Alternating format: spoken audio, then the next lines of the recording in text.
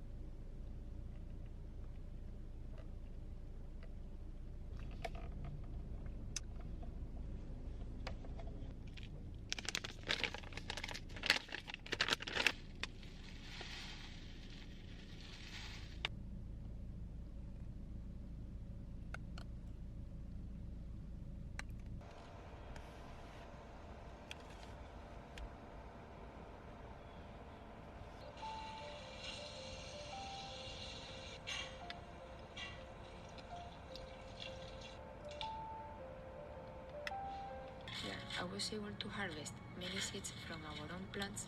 This year, I decided to clear space in the garden before they went to seed. The soil to make sure that it was all wet before I planted the seedlings, and I also spent the day.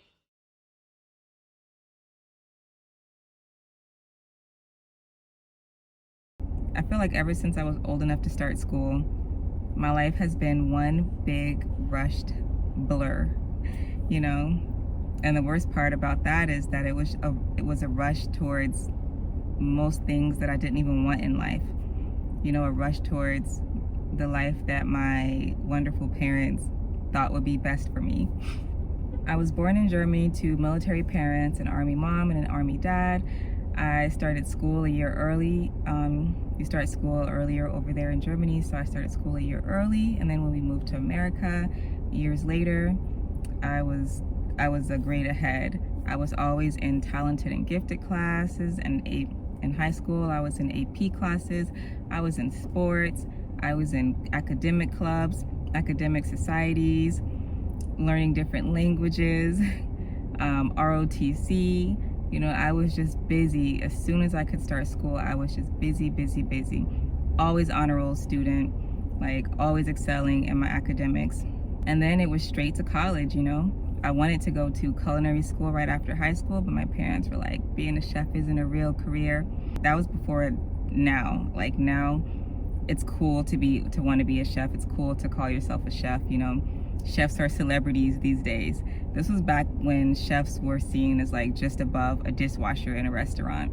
So they said, we don't want you going to culinary school, we want you to get a real degree. So me being the good child that I was, I just listened to my parents and did what they told me to do.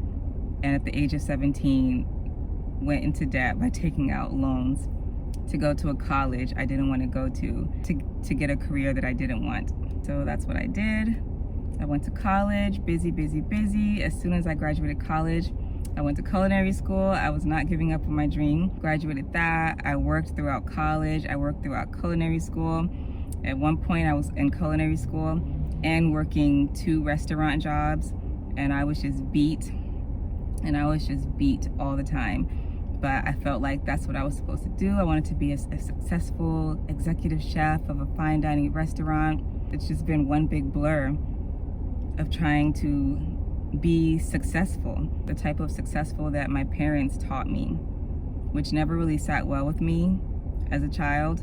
But as a child, you know, what can you do? Your parents just program you, they condition you and push into your head what they think is best for you. So that's what was programmed into my mind, and that's how I lived. And I get my parents, that's what parents do. They teach you what they know, the best that they can. They teach you what success means to them and how to be successful in their way. And typically what success means to some of our parents is just basically what success means to society, the society they grew up in. After culinary school, I worked in a lot of fine dining restaurants while simultaneously starting my own business, my own catering and personal chef business. I ended up trying out for this event that they were having in Atlanta, and they were looking for like the 5 best chefs in Atlanta, and a bunch of people were trying out to be chosen. I ended up being selected as one of the 5 top chefs in Atlanta that year, and that event really catapulted my career. It was great for business networking. I met so many other young entrepreneurs. I learned a lot about the business. The people who were running the event, they were also young entrepreneurs. I was just so impressed with them, and I was soaking up all of their knowledge. I met a lot of people, and ever since that event, you know, the next thing you know, I am meeting with a client to cater their wedding, and I'm getting phone calls from the management of famous music producers to cater their event. Everything like happened overnight, and it was really intense. And you would think when stuff like this happens, you would think that I would be making bank, you know, making a ton of money, but I still was not making a ton of money. I was still working a regular cook job at a country club while doing all of this. And over the years, I quickly became burnt out. I was burnt out. Everything happened way too fast after that event. And I didn't love it anymore. Cooking just didn't excite me the way it used to. So realizing that I was burnt out, I decided to refer that wedding client to another caterer. I finished up the contracts with my last few personal chef clients, and then I just stopped.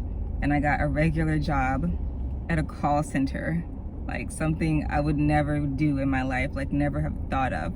I got to a point where I was asking myself, why am I doing this? I'm working so hard.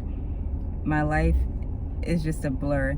And this was all happening during the time when I was with my horrible ex, a nearly completely useless human being.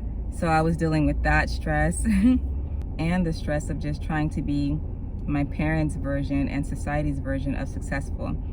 And it wasn't doing anything for me. You know, I really could have, if I worked even harder, I really could have had a really popular catering business and personal chef business. I had, everything was there, everything was in place. But I didn't want it, I wasn't happy. So yeah, so I took a break and I got a job at a call center.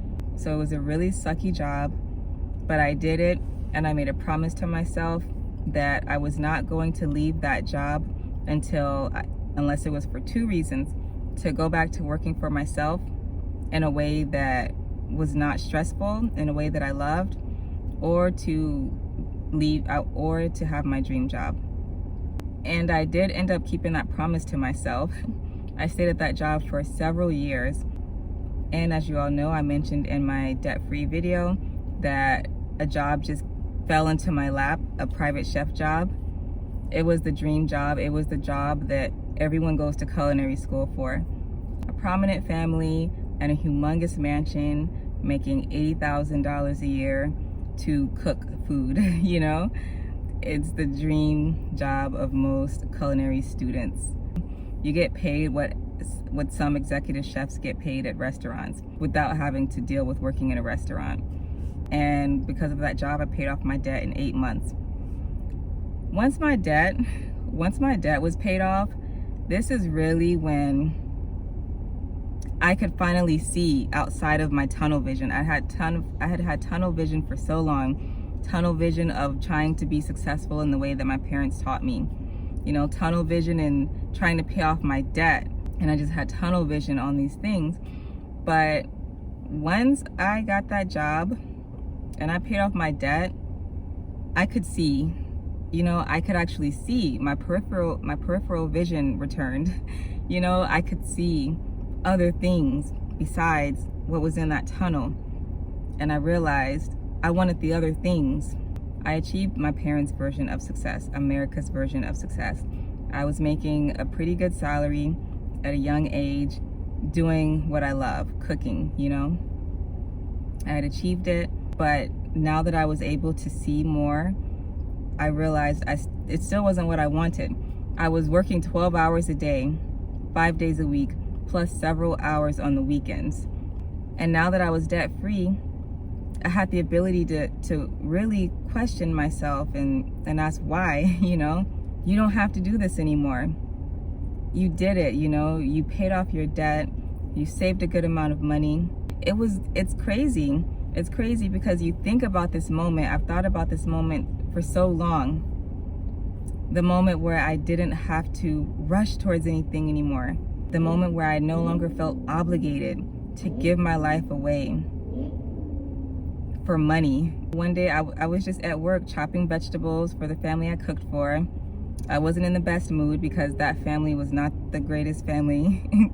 Like, no one really enjoyed working with that family. They weren't great people at all. So, you know, I was just not in the best mood dealing with this family. I was chopping in the kitchen and I was like, I don't have to be here. I don't have to do this anymore. I'm free, you know? I am free. Why on earth would I stay here? Monique, give me the reasons. Why should you continue working this job when you 100% don't have to anymore? I had no good reasons left to stay at this job. So after talking to Moosa and him motivating me, and him telling me he would have quit this job a long time ago, having to deal with all the stuff I dealt with at that job, with that family and my coworkers.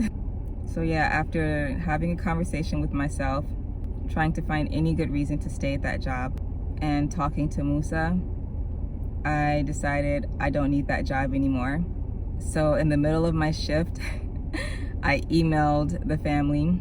I emailed the wife of the family my 2 weeks notice. And once I was so scared to press send, not from her reaction, just because my life was about to change and I didn't know what was gonna happen. I don't know what's gonna happen. I'm living it right now and I don't know what's gonna happen, but I pressed the send button and I just felt the pressure relieve in my chest. And I felt the weights lift off my shoulders. And I felt light and I felt happy. And I could breathe. I could really breathe. And that was it. That was it. I quit my $80,000 a year, 60+ hour a week job. I quit it. This is not some great resignation trend. I know that's a trend right now. This is not that. This is something that I've been working towards my whole life. My whole life, I was raised to live a life I always knew wasn't for me. And I just didn't know how to break free. I didn't know how to break free from my parents' grip. I didn't know how to break free from society's grip. And I did it. I'm doing it. And I'm so happy. You know, I made $80,000 a year. And now that I've quit my job, I make about I make about $1,600 to $2,000 a month. And $2,000 is like a good month. It's more like $1,600 a month. Last week, I made $450 for the week. Like my income for that week, it was $450 from $80K a year to that. And I'm so happy. I'm happy. I do not regret my decision. I have not regretted it since I did it. It's actually been a few months since I quit my job. Finally, I'm coming around to filming this video, and I have no regrets. So even if I am only making $400 a week, $400 to $50 a week, that's between $1,600 and $1,800 a month. My monthly bills are like $800, $900 if I get some expensive groceries.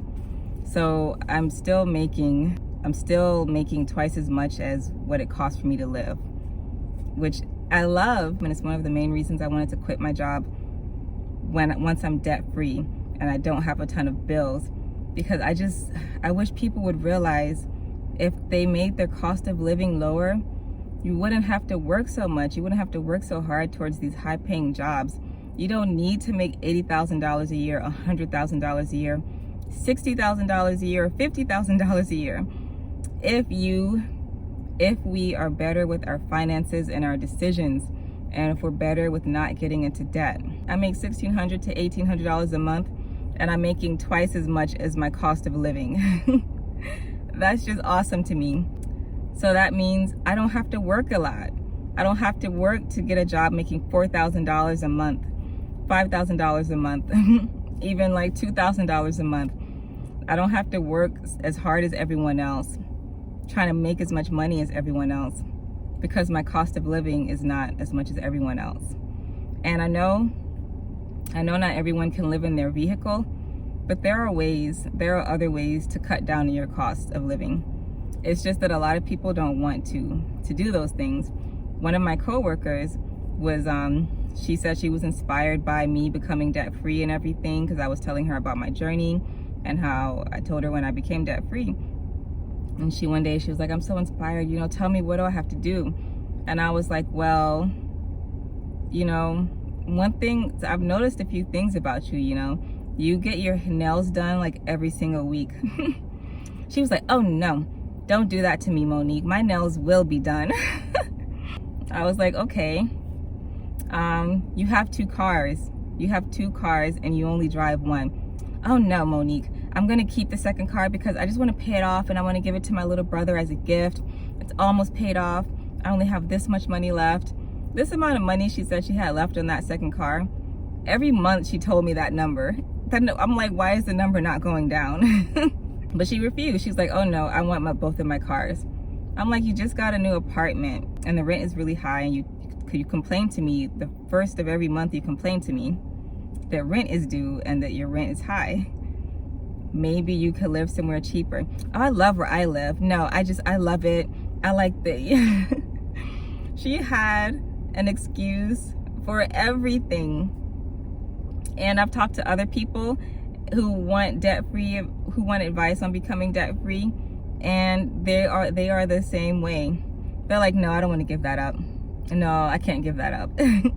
So a lot of times it's us holding ourselves back, You don't have to live in a car to lower your cost of living. There are ways to lower your cost of living while still living in an apartment or a house. You just have to be willing to give things up.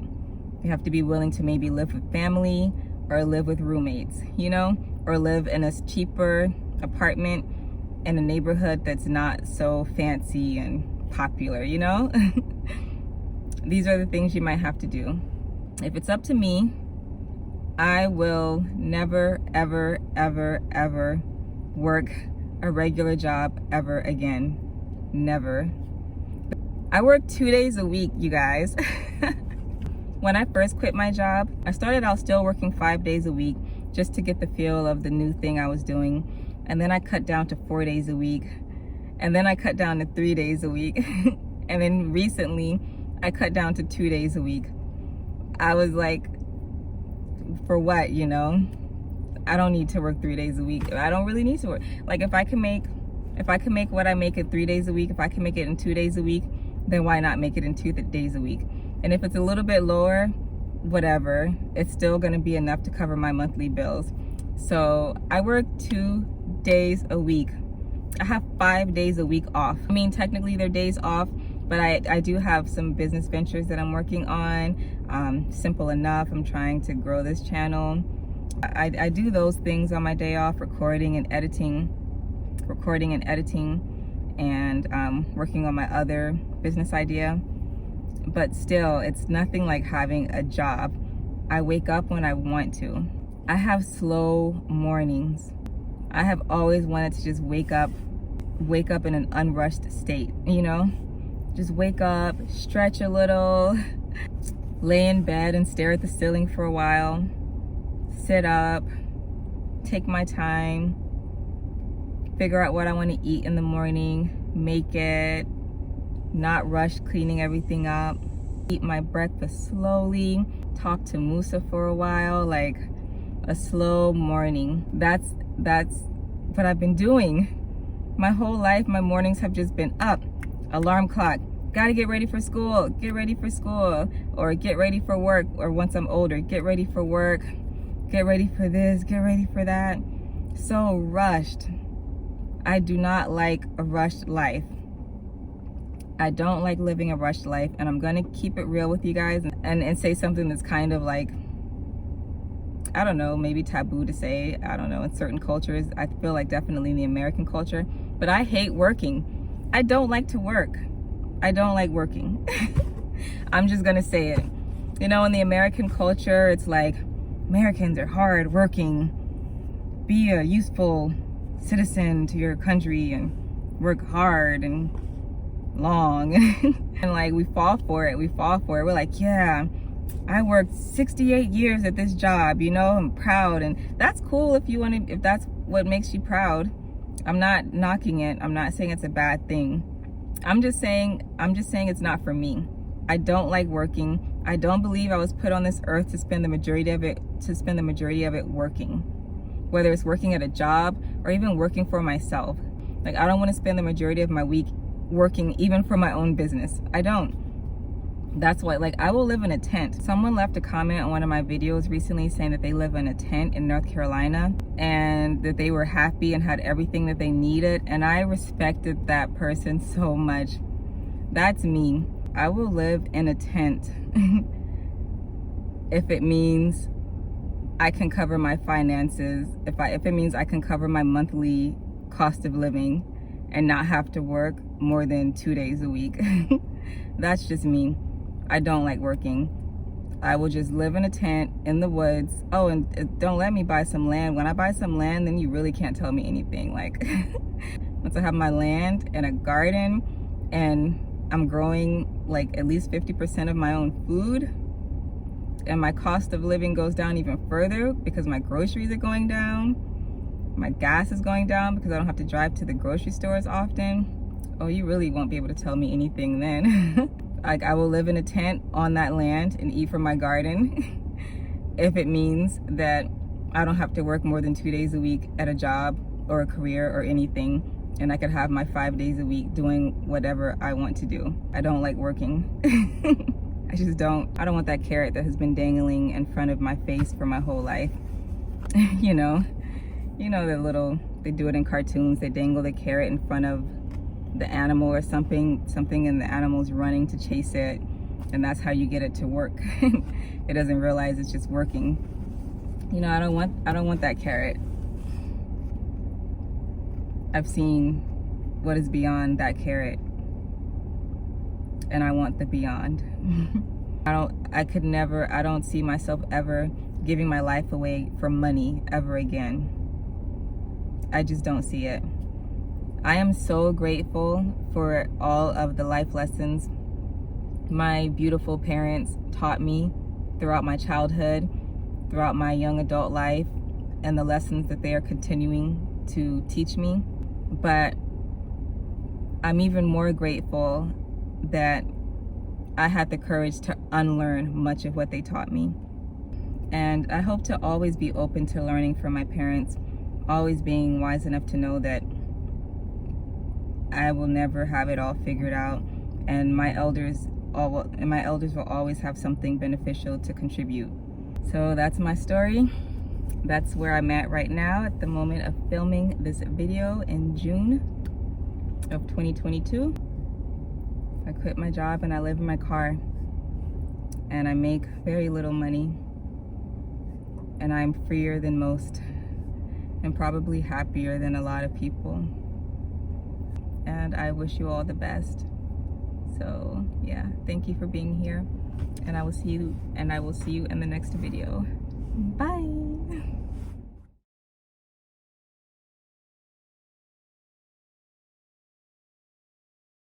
I was born in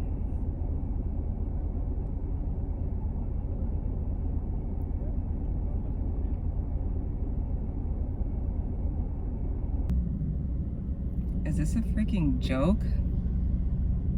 There's a million parking spots. Are these people really about to park right next to me?